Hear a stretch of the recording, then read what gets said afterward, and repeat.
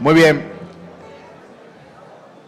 Bienvenidos a este panel donde vamos a estar hablando, conversando, le decía al pastor Miguel ahorita y con José también lo conversábamos, que queríamos que se tratara básicamente de una conversación en la que tal vez empecemos con una pregunta, pero seguramente vamos a ir hilando acerca de algunos temas importantes, pero relacionados con el concepto de la centralidad en el Evangelio. Y algunos de los que el pastor Miguel ya desarrolló en su predicación y lo que sabemos que también es parte de lo que está en el corazón de José. Así que, una vez más, por favor, les vamos a pedir que si están entrando puedan tomar su lugar en silencio para que podamos dar inicio. Y, pastor Miguel, yo quisiera que comenzáramos precisamente hablando en términos de definiciones, porque cuando se habla de centralidad en el Evangelio, de hecho el título de esta conferencia es Centrados. Hay muchas cosas que vienen a la mente de los oyentes. ¿Qué pudiéramos decir que es concretamente la centralidad en el Evangelio? Bueno, yo creo que pudiéramos hablar desde más de un ángulo con relación a la centralidad del Evangelio, porque pudiéramos hablar de la centralidad del Evangelio en la predicación, la centralidad del Evangelio a la hora de vivir tu vida, la centralidad del Evangelio en la vida de la iglesia. Y todas esas cosas están relacionadas, pero la manera de abordar y tratar de definir lo que es, traté de hacer algo de eso en el tiempo que estaba compartiendo, pero en esencia el Evangelio nos trajo, ¿verdad?, de un punto de condenación a un punto de salvación.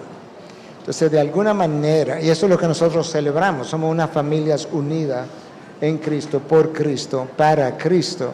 Entonces, nuestra predicación debiera estar centrada en ese mensaje y sus implicaciones, porque no es que cada vez que predico tengo que presentar un plan de salvación, que si tú sigues esto te va a salvar, en el sentido de, ¿verdad?, de presentar lo que es el plan de salvación. Pero estoy presentando las verdades del Evangelio y sus implicaciones para toda la vida de la iglesia y para el resto de las verdades reveladas en la palabra. El consejo de Dios completo, de alguna manera, tiene las implicaciones del Evangelio reveladas para nosotros. Y estuvimos hablando entonces que en términos de la definición del mensaje, porque tenemos que comenzar ahí, el Evangelio no es algo como abstracto, es un mensaje de salvación para el hombre que estaba condenado y que puede obtener dicha salvación solo en Cristo, a través de Cristo. Por lo que Cristo hizo, su vida que cumplió la ley, su muerte que perdona el pecado, su resurrección que garantiza las promesas, y su ascenso al cielo, que es parte incluso del Evangelio, donde Él está a la diestra del Padre, desde donde reina e intercede todavía por nosotros. Todo eso es buenas nuevas. Entonces, esa verdad, de alguna forma, necesita ser reflejada en la predicación, en nuestras relaciones, en nuestra unidad de iglesias, en nuestros matrimonios, etcétera, etcétera. No sé si eso contesta a tu pregunta, pero yo sé que también José, que ha predicado mucho sobre esto, tiene algo que decir. Si lo prendo funciona, ¿verdad? Como Miguel está diciendo, es el sentido de que el Evangelio no es solamente aquello que nos salva, sino que es aquello que tiene que comunicar o impulsar o motivar la forma que vivimos, y es el Evangelio lo que va no solamente a decirnos qué tenemos que hacer, sino que es aquello que va a transformarnos para poder hacerlo. Es el poder de Dios para salvación, y cuando yo veo esa parte de salvación, es el trabajo completo de salvación del ser humano, que no es solamente el que ganamos el derecho de ir al cielo, sino es también la transformación salvadora que tenemos mientras estamos caminando en este sentido. Y a mí me gusta, de una forma pragmática, o para ayudar a ilustrarlo, las 5 Cs de la centralidad del Evangelio. 5 Cs de la centralidad del Evangelio. Uno es que tenemos que conocer el Evangelio, lo que Miguel nos dijo. Hay que saber qué es el Evangelio, todos los aspectos. Hay uno que siempre se nos olvida muchas veces: la vida perfecta de Cristo. No podemos olvidar la vida perfecta de Cristo, los méritos que ganamos por medio de eso, hermanos. Eso es algo que nos debe llevar a adorar al Señor constantemente. Cristo obedeció perfectamente la ley. Lo tenemos que conocer, pero también tenemos que creerlo. Hay gente que saben el Evangelio, pero no lo creen. Y es este sentido de que, me gusta la palabra que Miguel utilizó, nos captura. Esto es algo que no dudamos, que cuando estamos en un funeral de un creyente, no hay una duda en nuestros corazones que esa persona va a ser levantada de los muertos y juntos vamos a vivir por una eternidad junto al Señor. Lo tenemos que contemplar. Lo conocemos, lo creemos, lo contemplamos. ¿Qué es eso? Es una meditación en 2 Corintios 3:18. ¿Cómo somos transformados? Mientras vemos la gloria del Señor. ¿Dónde está la gloria del Señor? En el capítulo 4, en el rostro de Jesús. Meditamos, pensamos, observamos la gloria de Cristo para que eso nos ayude a conectarlo. Y eso es aplicarlo. ¿Cómo en mi vida se ve el Evangelio en mi matrimonio? Yo escribo un libro de matrimonio porque yo necesito el Evangelio para mi matrimonio. Necesito meditar en eso. Necesito pensar cómo cuando mi esposa quiere que yo la ayude en algo y ninguna célula de mi cuerpo quiere ayudarla. Ninguna célula. Yo tengo una ilustración, hermano. A veces yo estoy cansado, estoy a punto de sentarme y escucho a la distancia, Joselo. Y me quiero hacer sordo. Me quedo ahí entre el cielo y la silla. Me paro, me siento. En ese momento yo voy a Filipenses capítulo 2. Cristo dejó su trono de gloria para servirme a mí. ¿Cómo yo no voy a dejar este pequeño trono que estoy haciendo? Y de alguna forma milagrosa conecto el Evangelio y me lleva a la última C, que es caminarlo. Es obedecerlo, es hacerlo. Pero eso no sucedió de un pleno, voy a pujar mi obediencia, sino que sale de la realidad de lo que Cristo hizo, que cambia mi corazón, me hace en ese momento arrepentirme. Porque sinceramente, ninguna célula de mi cuerpo quiere hacerlo. Necesito que el Espíritu Santo me traiga convicción de que, como dice Filipenses capítulo 2, ella es por encima de mí. La debo considerar de esa forma. Debo arrepentirme de que yo en ese momento, al no quererla servir, me considero yo mayor que ella. Y el Evangelio de una forma milagrosa me hace tomar pasos para irla a servir. Voy a dar otra ilustración. Para que vean cómo se ve el Evangelio. Yo voy a estar 6 días fuera de casa. Voy a llegar, dice 1 Corintios capítulo 7, que no pasemos mucho tiempo distante, a menos que sea por oración. Ya he orado lo suficiente en el tiempo que voy a estar acá. Voy a llegar a querer tener intimidad con mi esposa. Y si yo llego y ella me dice, José, lo estoy cansado. Cansada. ¿Verdad? Porque hay que tener los masculinos y los femeninos, hay que tenerlos bien. Estoy aquí al lado del que escribió el libro sobre la parte biológica. Estoy cansada. Hermanos, en ese momento ninguna célula de mi cuerpo desea servir a mi esposa. Lo que deseo es sacarle 1 Corintios capítulo 7 y decirle, tu cuerpo me pertenece y todo esto te pertenece. Y tengo que ir a decir, si el Hijo del Hombre dejó su trono de gloria para servirme a mí, ¿cómo yo no he de servir a esta mujer? En ese momento la batalla es en mi mente y el Evangelio tiene que hacer que mi comportamiento refleje el Evangelio. Tito dice que adornemos la doctrina. Y después dice, y con esto voy a terminar, que la gracia de Dios se ha revelado para que neguemos la impiedad. Entonces, esos textos, como el texto que utilizó Miguel, nos dice que nuestra vida es un reflejo del Evangelio. Entonces, debemos de meditar, creer, pensar, que eso se haga una vela en nuestros corazones para que en esos momentos del día a día, hermanos, cuando estemos saliendo por ahí y tenemos prisa porque queremos comernos una empanadilla y alguien se nos mete en el medio, tengamos paciencia. El Evangelio necesitamos en ese momento tan sencillo de no hacerle un hermano. Eso para mí, en una forma práctica, es la centralidad del Evangelio. Es la realidad de la gloria de lo que Cristo hizo cómo se ve en cómo trato a mis hermanos, cómo trato a mi esposa, cómo trato a mi hijo, cómo trato al no creyente. Yo creo que, y estaremos de acuerdo en eso, que hay un sentido de trivialización de ese concepto, que se ve como tan aéreo, y de hecho pudiera ser una de esas modas hipster de como que centralidad en el Evangelio, como un lingo alrededor del concepto, como que términos correctos, palabras correctas, pero como ustedes lo han mencionado, parece que tiene que ver más con la idea, con la definición teológica de la obra de Cristo, con el entendimiento, con todo lo que tú expresaste. ¿Cómo puede hacer un líder, por ejemplo, que está liderando a una iglesia, que tiene un grupo a su cargo, empezar a comunicar que el mensaje del Evangelio no es solo lo que se escucha cuando se cree, sino que definitivamente es algo que hay que continuar creyendo y que no sirve solo para salvar, sino para el resto de la vida, las relaciones y todo esto que ustedes han mencionado? Porque tengo la sospecha de que tal vez es lo más difícil de lograr. Entenderlo perfecto, pero ¿cómo logro que sea trascendente?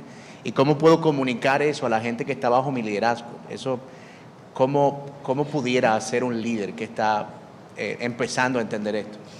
Bueno, yo creo que cada vez que tú enseñas teología, debes tener en mente que esto es para ser vivido, para ser aplicado. Yo no hago nada con conocer mucha teología si no la voy a vivir.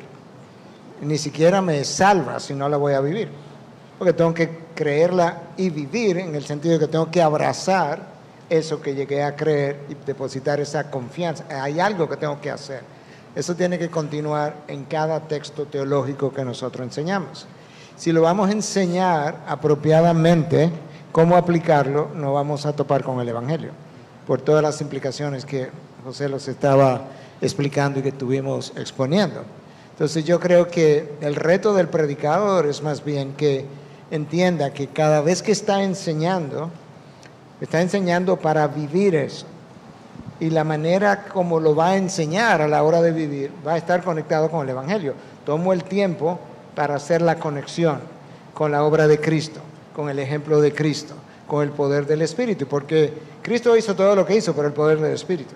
Se nos olvida que cuando Cristo vino, Él no estaba actuando con el poder de la segunda persona de la Trinidad, porque todo el mundo estaría hoy acusándola así, pero así es bueno que Él viene a hacer y a tolerar y a perdonar en su propio poder, claro, porque es el Dios hecho hombre, y lo fue. Pero Cristo mismo mostró en su vida que todo lo que Él hizo, lo hizo en el poder del Espíritu que mora en nosotros. Él nace por obra y gracia del Espíritu. Él es bautizado en el Jordán por el Espíritu. Cuando es llevado al desierto, Marcos dice que Él fue empujado al desierto por el Espíritu. Cuando Él tiene esta gran batalla espiritual, lo que Él hace es que cita las Escrituras inspiradas por el Espíritu. Él no hace un alarde de poder, como vemos muchas veces. Él no muestra que Él tiene dones sobrenaturales. Él dice, escrito está, escrito está, escrito está. Pero todo lo que está escrito fue inspirado por el Espíritu. Hebreos 9:14 nos dice que Él se ofreció en la cruz por el Espíritu eterno. Romanos 8 nos dice que Él fue levantado de la muerte por el Espíritu. Él entra y sale por el poder del Espíritu de este mundo. De esa misma manera, entonces, nosotros, confiando en el Espíritu, después de haber creído en el Evangelio y de haber obtenido salvación, ahora yo necesito mover mi vida y los textos que estoy predicando, poderlos llevar a la práctica, siempre recordando que yo lo voy a hacer por el poder del Espíritu que está en mí, por la gracia que Dios me da como fruto de haber creído el Evangelio. Y en la medida que tú comienzas a hacer esas conexiones, cada texto de una u otra manera te van a llevar o al mensaje directamente o a las implicaciones que ese mensaje tiene. Entonces yo creo que la mejor manera de hacer eso es día a día, cada vez que predica. Más que hoy vamos a predicar sobre la centralidad del Evangelio y luego pasan 3 meses y no vuelvo a hablar de eso. Porque ya se me olvidó. Es algo que es una parte integral de tu enseñanza, de tu predicación y de tu vida. Entonces la gente lo puede ver mejor, lo puede escuchar mejor. Pero alguien pudiera estar diciendo que eso sería predicar lo mismo todo el tiempo. O sea, es estar diciendo todo el tiempo que Cristo murió en la cruz por nuestros pecados. ¿Cómo se lidia con eso? Porque a veces el reto es, ok, sí, hay que predicar a Cristo todo el tiempo, pero lo que puede estar en la mente de alguien que predica regularmente es ¿Cómo puedo hacer girar todo eso alrededor del mismo concepto sin estar diciendo lo mismo? ¿Cómo se puede lidiar con ese desafío? No es porque Miguel, pero es predicar el texto y porque el texto me va a decir cómo el Evangelio en ese específico texto hay una realidad que nos ayuda a aplicarlo para un sentido de la vida. Entonces, algo que si me preguntaran, primeramente, la centralidad del Evangelio no debe ser como, no sé cómo le llamarán acá, una moda o una fiebre, decimos en Puerto Rico, que es como que esto es lo que vamos a hacer ahora por los próximos 2 años de la iglesia hasta que nos movemos a la próxima moda que llegue cristiana. No, hermanos, yo entiendo... Que es como ha ocurrido muchas veces. Sí. No, esto es, y eso te va a ayudar a tener paciencia a cómo ir implementando en tu iglesia. Y uno comienza con, ellos no entienden la gracia. Bueno, para que entiendan el Evangelio tienen que entender la gracia. Y uno va poco a poco, incrementalmente, predicando la verdad, enseñando los conceptos del Evangelio. Y hay algo que si me preguntaran a mí, no me están preguntando, pero yo me estoy preguntando yo mismo. Yo te pregunto si quieres. ¿Qué quieres que te pregunte? No, está bien, yo me lo pregunto yo mismo. Una de mis preocupaciones, quizás la palabra preocupación puede ser muy fuerte, pero observación que puedo hacer del movimiento hacia la centralidad de las escrituras en Latinoamérica, es que hemos tomado y hemos hecho mucha predicación muy académica. Es como si estuviésemos dando una clase de seminario, y eso hay momentos para dar eso, pero la proclamación de los domingos, que desde mi perspectiva es la parte que Dios ha diseñado para hablar a su pueblo cuando Él hace su presencia en medio de nosotros, cuando somos un templo juntos, debe ser una proclamación que nos muestra a Cristo, y al ver a Cristo, cómo vivimos de acuerdo a Cristo, que está relacionado con el texto que tenemos al frente. Y si solamente damos una clase, nos quedamos cortos. Y parte de la forma que podemos aprender a aplicar el Evangelio es cómo ese texto específicamente llama al arrepentimiento, llama a la adoración y llama a que nuestras vidas sean alineadas con la persona de Jesús. Ahorita tú decías, ¿cómo evitamos que prediquemos lo mismo cada domingo? Y ya José lo dijo esto, pero para seguir en otra dirección. Si predicas un texto diferente cada domingo, no va a decir lo mismo cada domingo. Lo único que hay elementos comunes en el texto, como en una casa donde tú entras y luego la otra casa y luego una casa más fancy o más lujosa.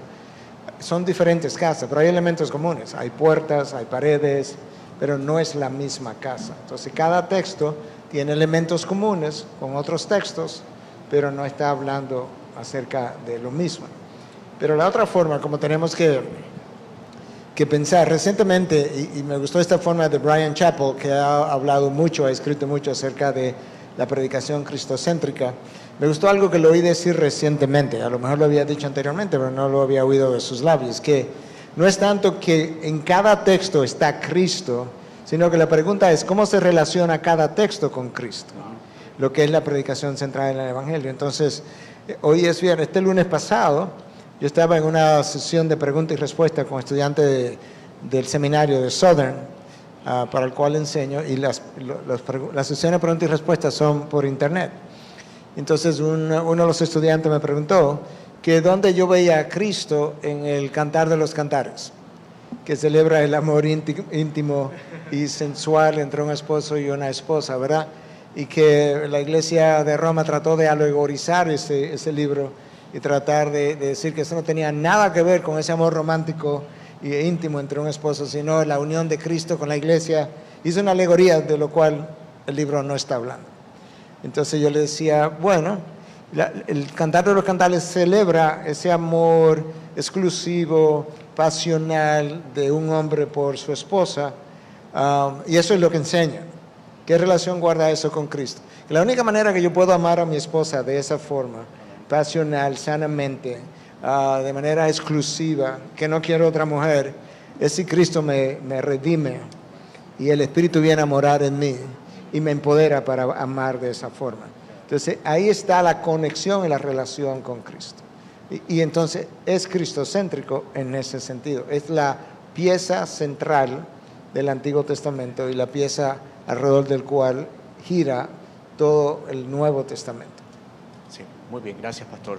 José, tú y yo hemos hablado de esto en otras ocasiones, y es esa sensación, si esa es la palabra, que se tiene cuando uno va a una iglesia y la predicación es correcta, los cantos son correctos, el orden del culto es correcto, no hay nada, no hay una herejía que esté sucediendo ahí, pero uno entiende como que hay algo que, hay un olor, algo que falta, y en nuestras conversaciones es como que tú puedes percibir el olor del evangelio, incluso si no has escuchado la predicación en esa iglesia.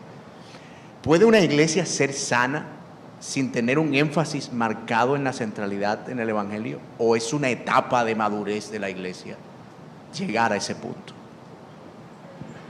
Gracias por la pregunta, que me puede meter en problemas con muchas personas.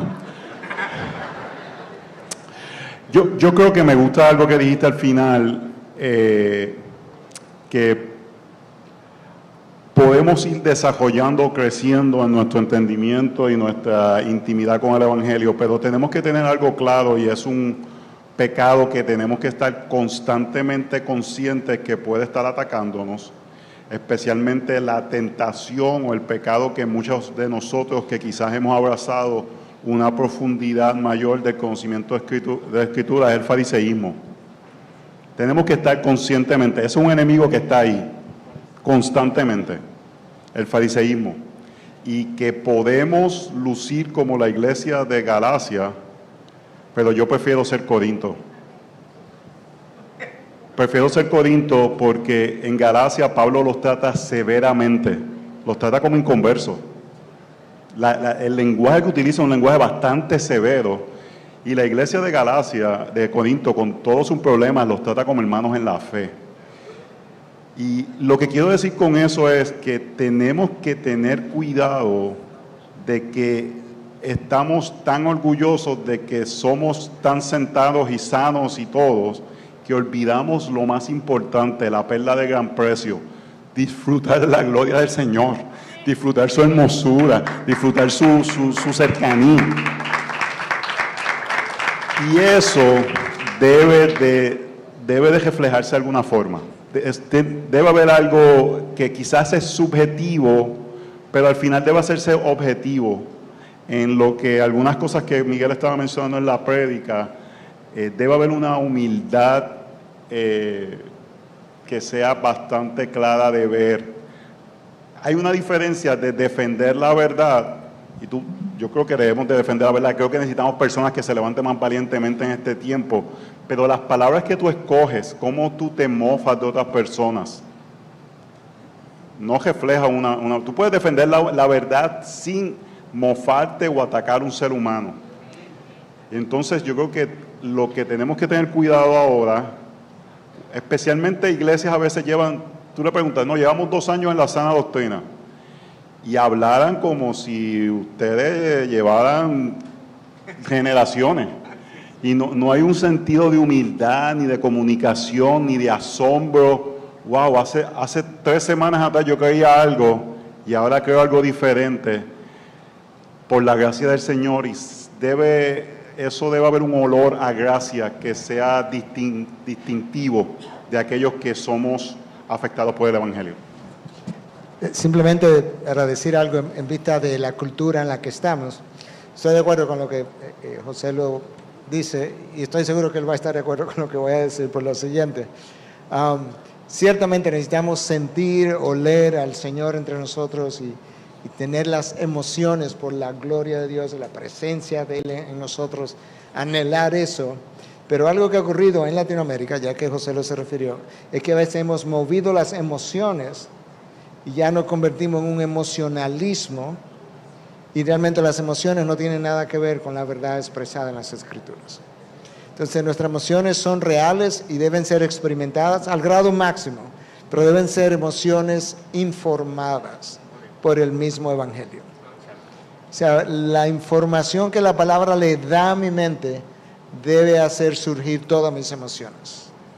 Y entonces esas emociones pueden ser muy intensas, pero son sanas, porque son informadas. Sí, no debe haber un cristianismo sin emociones que está solamente así bien académico, pero tampoco debe haber un cristianismo que es emociones sin que esté alimentado por las verdades. Entonces, hay algo que no está bien si sentimos emociones y esas emociones no salen del Evangelio, no salen de lo que Cristo es. Nuestras emociones, si no salen del Evangelio, no son muy diferentes a los que están viendo ahora si Ghana está ganando o el Mundial que está pasando. No son muy diferentes a esas emociones. O, por otro lado, debe haber algo si hablamos de la gloria de Jesús y eso no hace nada en nuestro corazón. Hay algo ahí incorrecto. Entonces, ambos hay algo incorrecto y debe ser un sentido de que profundizamos en las Escrituras a tal punto que nuestras emociones son movidas de formas correctas, y eso es lo bello de la palabra del Señor. Tenemos la suficiencia de la Escritura para guiarnos qué tanto nuestras emociones deben ser movidas en un culto público. No debe haber desorden. Entonces, mis emociones pueden estar súper, pero no puede haber desorden. Yo tengo que controlar mis emociones, aunque estén siendo afectadas por la palabra del Señor. Y ahí es donde la palabra del Señor alimenta todos los aspectos de la vida del creyente, incluyendo cómo procesamos nuestras emociones que son movidas por la palabra del Señor. O sea, la misma información que mueve mis emociones, que es la palabra, es la información que me dice, este quizá no es el momento, este quizá no es el lugar, necesita cierto grado de control porque no puedes crear ese desorden. Si le puedo dejar como una, no sé cómo llamarle a esto, pero es como una gotita del saber. Como una gotita del saber. Exacto, eso mismo. Sí, pero no quería lucir yo el perloso, entonces. Pero el problema muchas veces con las palabras es su terminación. El ismo me crea un problema. O sea, nosotros somos humanos, eso no es un problema. El humanismo es un problema. Es una filosofía, una forma de creer que tiene a Dios afuera. Ser femenina es una cualidad bíblica. El feminismo es un problema. Estaba pensando en alguna de las otras palabras, pero... ¿Perdón? El hedonismo es una filosofía, igual, ahí está el ismo que me crea un problema. Pero hay una cantidad enorme de palabras que son buenas y válidas, tanto en el inglés como en el español, que es el ismo que me crea el problema. Hasta que yo no lo agregue, el existencialismo es una filosofía atea, pero nosotros hablamos, incluso los reformadores hablarán de una predicación existencial, de manera que sea práctica, que la gente pueda vivirla en su existencia. Entonces eso nos da una idea de cómo muchas veces diferenciar una cosa de la otra. Lo que estamos hablando es que el emocionalismo no es bueno. Las emociones que Dios creó, de hecho, no hay un solo placer que tú puedas experimentar que Dios no haya creado, como decía C.S. Lewis, uno solo. Y la intensidad de vivir el placer también lo creó, la posibilidad de la intensidad también la creó Dios. Todos nuestros receptores en la lengua para el sabor, la papila, ¿verdad? Gustativas, pero los receptores que nos permiten tener intimidad y ciertas sensaciones, los creó Dios. Lo único, volviendo a Lewis de nuevo, lo único que el enemigo hizo fue pervertir lo que Dios creó. Entonces, la palabra nos informa cómo llevar eso a la práctica de una manera bíblica. Una cosa que ha ayudado mucho a la iglesia a lo largo de los años ha sido el esfuerzo por cada periodo que la iglesia ha atravesado por distinguir qué es lo que hace que una iglesia sea sana o no. Lo hicieron los reformadores y recientemente el debate en América Latina con todo lo que Mark Dever ha definido como las marcas de una iglesia saludable, que es la recopilación de un gran trabajo. Yo tengo la sensación de que es más fácil reconocer unas marcas que son bien visibles que ver realmente la evidencia de la centralidad del Evangelio, que puede ser tal vez un poco más difusa. Y puede ser que alguien esté frustrado por no ver el Evangelio como evidente en su congregación. ¿qué cosas creen ustedes que podemos identificar, que puede que no sean marcas muy definidas, pero señales de que ciertamente la iglesia está respondiendo al Evangelio? Ya hablamos de la predicación, pero además de eso, ¿qué otras cosas puede decirle a un líder? Mira, no has llegado a donde deberías llegar, pero eso es una evidencia de gracia. Eso es una evidencia del Evangelio. Eso es una evidencia del Evangelio. ¿Pudieran enumerar algunas de esas cosas? Para mí, una forma que puedes medir si tu iglesia está captando el Evangelio, hay muchas cosas, pero cómo se maneja el conflicto entre hermanos. Yo creo que el manejo de conflicto entre hermanos es un buen indicativo de que el Evangelio está funcionando. Porque van a haber conflictos en la iglesia. Van a ver, si somos seres humanos, va a haber conflicto. Es cómo se maneja el conflicto. Algo para mí que es un indicativo de madurez es si la persona rápidamente va al juicio, a llegar a juicios, o va a dar un juicio caritativo y va a esperar que los hechos sean comunicados. Y cómo se puede haber una ofensa, se puede caminar reconciliación y se puede caminar unidad nuevamente. Y más todavía cuando eso sucede sin la intervención de pastores. Que de los hermanos mismos puedan haber aplicado el Evangelio, reconciliado, caminado, y no tiene que haber un tipo de intervención profesional sin falta de otro. Entonces, para mí que eso es un buen indicativo de la gracia. Tú lo dijiste en Filipenses, que era el problema que estaba pasando. Dos hermanas no supieron aplicar la reconciliación. Y yo creo que es una buena forma de prácticamente ver madurez y crecimiento en la aplicación del Evangelio. Otra forma de verlo, pudiéramos decir que todo aquello que es fruto del Espíritu refleja ese Evangelio. Todo aquello que es fruto de la carne no lo refleja. Pero si pensamos en Gálatas 5, donde se nos habla de las obras de la carne, rivalidad, pleito, envidias, orgías, odio, inmoralidad, divisiones, nada de eso refleja el Evangelio. Pero inmediatamente después, el próximo versículo, y comienza con un pero el fruto del Espíritu, versículo 22-23, es amor, gozo, paz, todo eso es fruto del Evangelio. Amor, gozo, paz, mansedumbre, benignidad, bondad, fidelidad, hasta llegar a dominio propio. Todo eso es fruto del poder de Dios que mora en ti, que llegó por gracia y que le fluye y aumenta a través de la gracia. En la medida que Dios permite que tú puedas disfrutar, la gracia de Dios me es dada por completo, pero yo no la disfruto por completo siempre, porque mi carne se opone. Pero en la medida que yo me rindo cada vez más a esa gracia que trabaja en mí, cada uno de esos frutos del Espíritu lo puedo exhibir en mayor grado. Y entonces estoy entendiendo mejor y viviendo mejor y reflejando mejor el fruto de esas verdades. Todo el mundo comienza pequeño y va aumentando en las mismas áreas donde comenzaste. Entonces, y esa es una de las razones por las que tenemos que ser pacientes.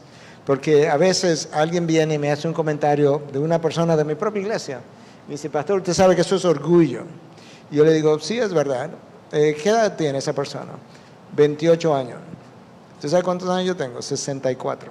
¿Sabe cuánto le llevo? Bueno, a la matemática, a lo mejor en 40 años o en 30, a lo mejor eres mucho más humilde de lo que yo soy y yo soy tu pastor. Entonces, tenemos que ser pacientes, porque yo no puedo juzgar a alguien. Yo puedo hacerle una observación, aunque tenga 3 años. Yo puedo hacerle una observación piadosamente.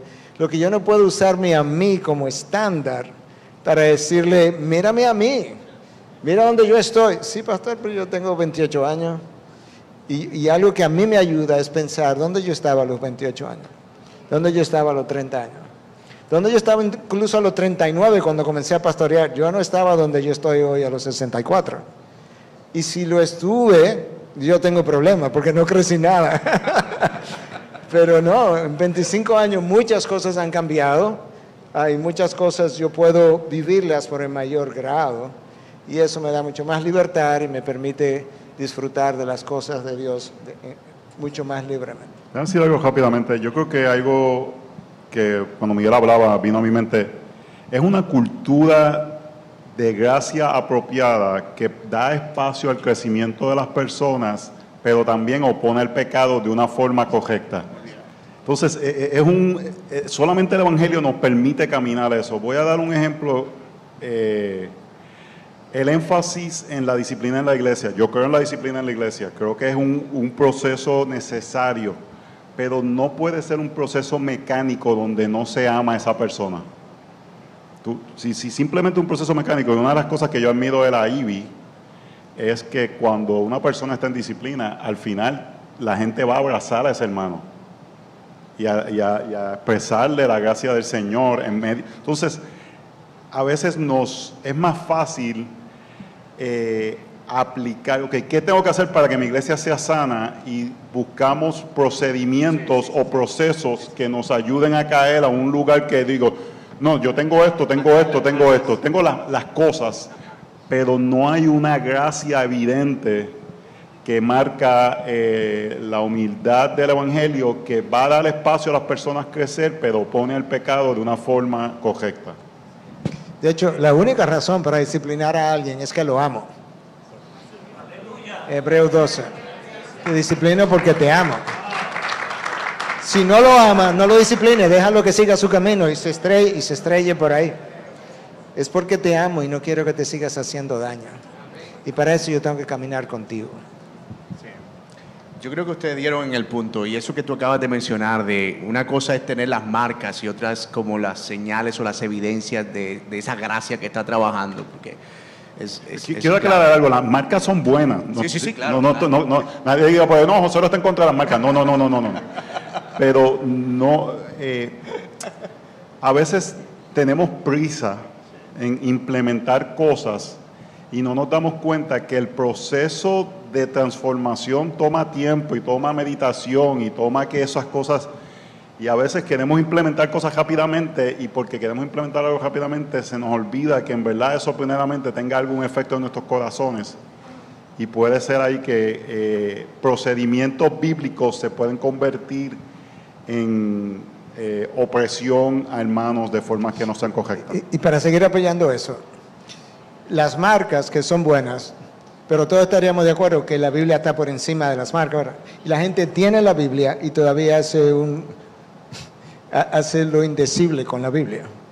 Lo que te dice que el tener el conocimiento a mí no me basta, porque tenemos la Biblia que define todas las marcas que podamos enumerar. Y con la Biblia, que tiene no solamente 9 marcas, debe tener 38,000 marcas para nosotros. Nosotros todavía erramos la marca, o sea, la marca, el tiro al blanco, lo erramos. Entonces tú te das cuenta que nosotros necesitamos más que conocimiento. Nosotros necesitamos el Espíritu de Dios morando en nosotros y nosotros dependiendo del Espíritu de Dios para vivir el número de marcas que sea. Porque yo puedo tener las marcas y no ser una iglesia bíblica. Porque hay iglesias no bíblicas que tienen la Biblia y predican un pasaje de la Biblia todos los domingos y no son iglesias sanas. Tú entiendes que hay otra dimensión que va más allá del conocimiento, y es la morada del Espíritu y luego tu dependencia de ese Espíritu. No más preguntas, su señoría. No, mentira, sí. Dos palabras que quiero retomar de lo que han dicho. Tú hablaste, José, lo de cultivar, el pastor habló de paciencia, y evidentemente por algo se empieza, y yo entiendo que la predicación es suficiente, debería serlo, pero ¿qué puede hacer un pastor que ha entendido la centralidad del Evangelio y ve a su iglesia y dice, yo quiero que mi iglesia venga aquí donde yo estoy, tengo el púlpito, ¿qué otras cosas puedo hacer para cultivar la centralidad del Evangelio, de modo que pueda recoger sus frutos en el tiempo en el que el Señor lo permita? Pero ¿cómo puedo empezar a dar esos pasos, además del púlpito? Yo creo que tienes que vivirlo. La gente tiene que darse cuenta que eso es algo que captura tu vida y se tiene que reflejar de un sinnúmero de maneras. La forma que tú tratas a tu esposa, la forma que tratas a tu hijo, la forma que cuando algo sale mal en el sonido. Mire, hace unos años, en la pandemia, estábamos al aire libre, un iPhone nuevo, y era lo que estábamos utilizando en aquel tiempo para la transmisión. Y el hermano, que es un hermano voluntario, nosotros tenemos una iglesia de muchos recursos, se le cae el iPhone, se le quiebra, no tenía 2 días el iPhone. cómo tú respondes en ese momento, ¿te importa más el iPhone o te importa más el hermano? Y es comenzar a que el Evangelio sea algo que informa tu vida a cada momento. Hermano, en ese momento, antes de hablarle, yo me tuve que predicar el Evangelio. No, yo soy ser humano. Yo soy un ser humano, pero tuve que predicarme el Evangelio. A veces silencio, a veces uno tiene que pensar, meditar. Entonces, que ellos vean hasta en tu predicación. Hay algo que yo estoy hablando con el pastor otro pastor de nuestra iglesia, es que hay cosas que predicamos desde un punto, quizás no es la mejor palabra, pero como Jacobi dice que mi español no es malo, pues me faltan palabras. Hay cosas que uno predica como de más fuerza, fortaleza, porque en tu vida los reflejas mejor, pero hay cosas que yo tengo que predicarle a la congregación y decirle, esto yo estoy batallando ahora mismo, esto yo necesito la gracia del Señor, esto es un área que yo necesito. Para mí es la autojusticia. Yo le aseguro a usted, el martes, cuando yo me voy a montar en un avión, voy a llegar al aeropuerto, la persona al frente de mí va a tener una botella de agua, va a tener algo de unas llaves, va a tener una navaja, y todo ese proceso va a hacer que mi proceso de pasar la seguridad antes de tomar el avión sea más complicado, porque el Señor me ama. Y está bregando en mi santificación y en mi sentido de autojusticia, de yo sentirme que soy superior a esa persona, porque me preparé todas las cosas antes de entrar. Cuando yo hablo de la autojusticia, yo no puedo hablarla como este pecado que yo he superado, sino que tengo que hablarlo con una humildad evidente, diciendo, mira, yo estoy batallando esto todos los días de mi vida. Y eso es un reflejo del Evangelio en cómo lo vivimos, que la gente vea que no es solamente un mensaje, sino que es una realidad que gobierna la forma que tú vives. Déjame darte otra ilustración distinta, pero va como en esa misma dirección. Y también para responder tu pregunta de manera práctica. Si la centralidad del Evangelio no ha sido el corazón de tu iglesia, obviamente hay pecado en eso. Hay pecado en quien estuvo predicando de esa manera y hay pecado que se generaron como fruto de no predicar el Evangelio. Entonces, de alguna manera yo voy a tener que encontrar tiempo de arrepentimientos. Y si es algo que el pastor entiende que es colectivo, pues vamos a hacer esto colectivamente. Entonces, déjame contarte una historia. Una de varias, pero voy a contar una sola. Yo estoy predicando en IBI en una ocasión, hace años atrás, y el pasaje hablaba de irreconciliación y de perdón y de gracia. Yo termino, porque esto fue algo que Dios hizo sobrenaturalmente. La primera parte quizá yo la inicié, creo que Dios me dirigió también, pero lo que siguió después Dios lo hizo, porque ustedes verán.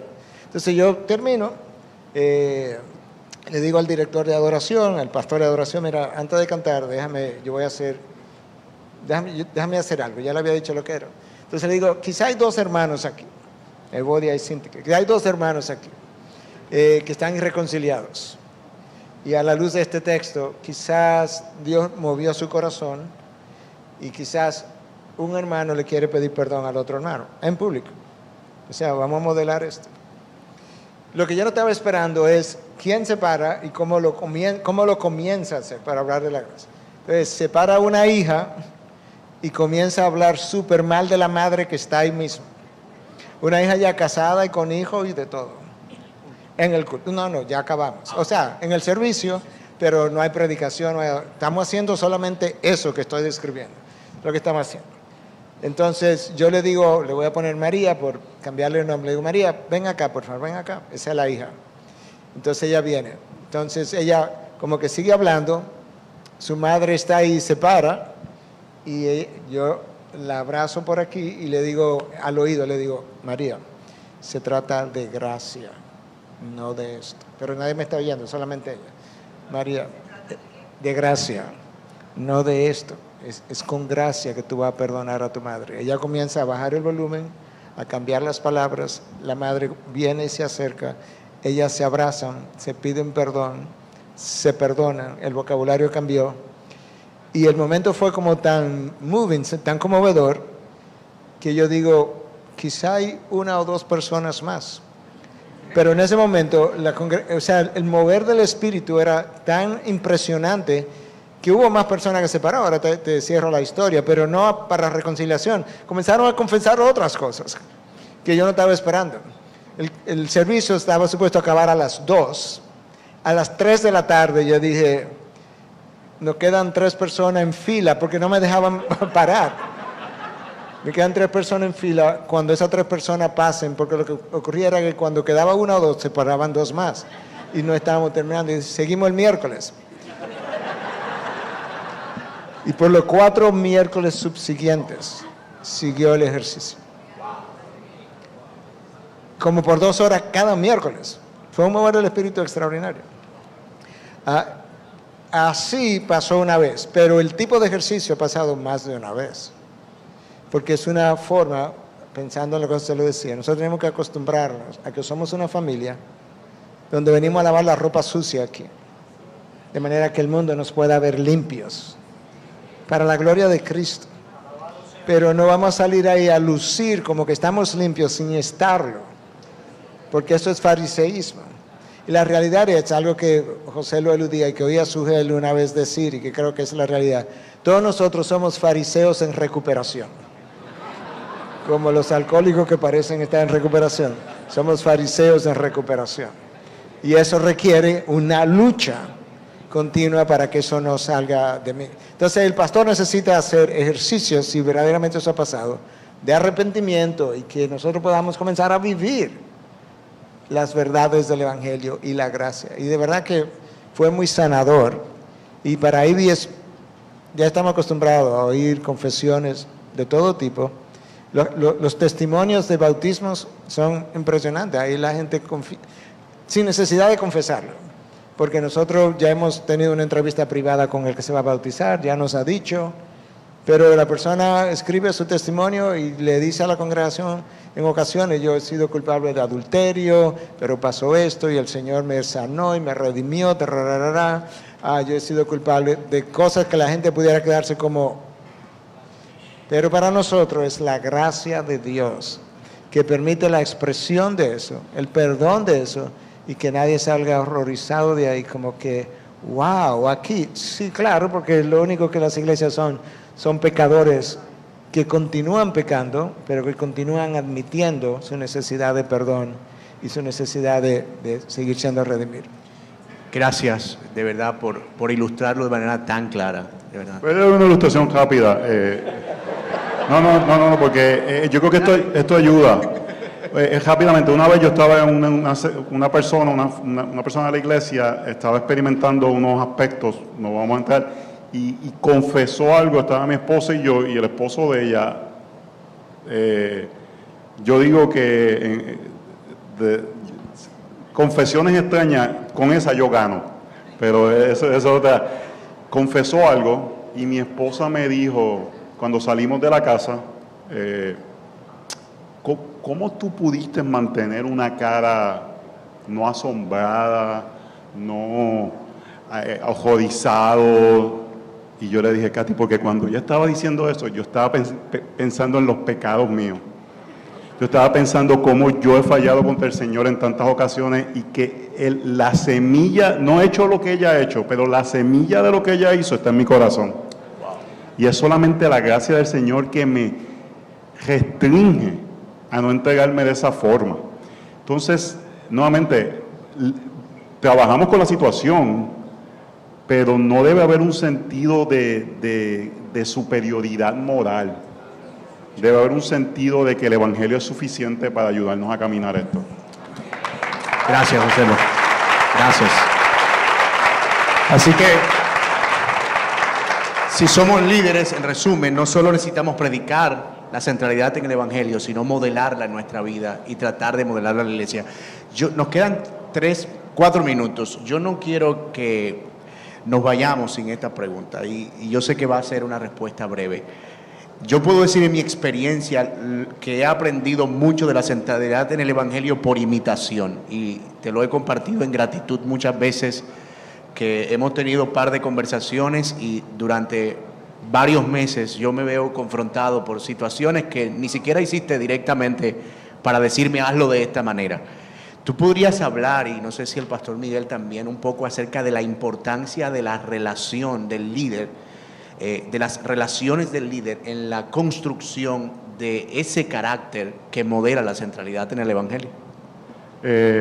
Lo voy a decir rápido para que Miguel, lo que yo dije en la presentación de Miguel, yo lo estoy diciendo, yo quiero estar cerca de él porque quiero aprender de él.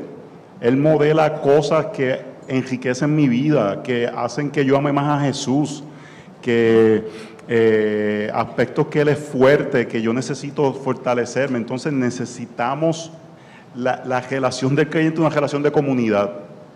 Y necesitamos gente en nuestras vidas que nos modelan a Cristo y nos retan a querer a Cristo, a amar a Cristo. Yo tuve la oportunidad una vez de traducirle a John Piper en Argentina en el 2018, 2019. Yo estuve 2 días con él. Y yo dije, este hombre ha visto a Cristo de forma que yo no lo he visto. Pero me lleva años, como tú dijiste. Él tiene más años que yo. Yo dije, yo tengo 46 en aquel tiempo, yo quiero ser más como ese hombre y quiero estar cerca de gente que hayan visto a Cristo de esa forma. Entonces necesitamos relaciones. A mis hijos yo les digo, busquen la persona más piadosa que ustedes conocen en esta iglesia y relaciónense con ellos. Adultos, acérquense. A mi esposa, a una amistad con esta persona, vas a ser más piadosa y vas a ser mejor esposa. No, vas a ser más piadosa. Pero ella me dice a mí, entonces necesitamos la comunidad de creyentes, hermanos. Yo creo que fue una excelente pregunta para cerrar. Y gracias por la contesta que ya José lo mencionó. Pero ciertamente yo creo que todo el mundo necesita en su vida, primero, la vida cristiana fue diseñada para vivirla en comunidad. Cuando no vives una vida cristiana en comunidad, no va a estar sano. No puedes estar sano, está contra diseño. O sea, los llaneros solitarios en la vida de la iglesia son una contradicción. Y eso le puede pasar a líderes como le puede pasar a ovejas, porque hay muchos líderes solitarios. Entonces, todo el mundo, incluyendo los líderes, necesitamos un Pablo, una especie de Piper, como tú mencionabas, u otro, a quien yo puedo, por un lado, admirar, pero de quien yo puedo aprender, y que también pudiera confrontarme y preguntarme. Necesitamos un Timoteo a quien yo pudiera enseñar, sobre todo en la medida que avance en la vida cristiana. Pero yo necesito un Bernabé, por lo menos. Alguien que me anime, que me diga, estoy orando por ti. Porque eso fue algo que dije, no sé si se lo dije a José ahí o lo dije desde el púlpito, ya se me olvidó, pero hoy, yo sé que se lo dije hoy, que él ha sido un Bernabé para mí. Y yo necesito Bernabés. De vez en cuando José me escribe y dice, estoy orando por esto, estoy orando por aquello, veo que está en Colombia, vamos a suponer, estoy orando por ti, que Dios te use, o cosas de ese tipo. Yo no sé para otros, pero para mí, para mi alma, no para mi mente y mi orgullo, no, para mi alma, eso es extraordinario. Entonces nosotros necesitamos, la iglesia de Cristo necesita Pablos, Timoteos, Bernabés, porque nosotros estamos continuamente siendo drenados por los ataques de mi propia carne, los ataques del mundo, conflictos en el mundo, o en la familia, o en el matrimonio, o con tus hijos. Y si encima de eso voy a la iglesia y lo que hacen es drenarme más, porque no encuentro quien me anime, me fortalezca, ore por mí, me entienda, empatice conmigo, sino que todo es una condenación, entonces, ¿dónde está de nuevo el Evangelio? Entonces, nosotros necesitamos personas en nuestras vidas, y personas específicas, personas que te enseñan, te sirven de modelo, y puede ser más de una. Personas que te animan, Bernabés, Timoteo, a quienes yo discipulo, y ese es el diseño de la iglesia. Y lo último que voy a decir, yo tengo el privilegio de conocer a Miguel, pero las personas que más animan mi vida no las conoce nadie, las conozco yo. José Torres. Y él todas las mañanas camino al trabajo, él me llama para animarme, para conversar, para tener nuestras vidas. Yo regularmente hablo con Jacobi, hablo con otros pastores, para que mi vida sea animada. Entonces, necesitamos quizás figuras que son históricas. Yo tengo admiración por Eric Liddell, que es un cristiano que corrió en las Olimpiadas. Y leo biografías para ser motivados por las vidas de ellos. Pero yo necesito gente de carne y hueso en mi vida, que caminan conmigo, que caminamos juntos, que si yo tengo que ir a la casa de él a llorar, voy y me monto en el carro y lloro con él. Si necesito que me corrija, yo sé que él me ama y cuando me va a corregir lo está haciendo porque me ama, porque hemos caminado juntos y necesitamos eso para vivir la vida de creyentes. Ahora mismo en nuestra iglesia hay una persona con cáncer etapa 4, lleva años caminando con eso. Y esa mujer le dijo a Katy, yo quiero ser tu amiga, a mi esposa, porque necesito a alguien que me ayude a caminar contra mi pecado en este tiempo. Una persona enfrentando algo, necesitamos caminar juntos, hermanos. Parte de la centralidad del Evangelio es que somos gente débiles y porque somos débiles necesitamos los unos a los otros. Para mí ha sido un privilegio escucharlos y yo espero que lo haya sido también para ustedes. Muchas gracias.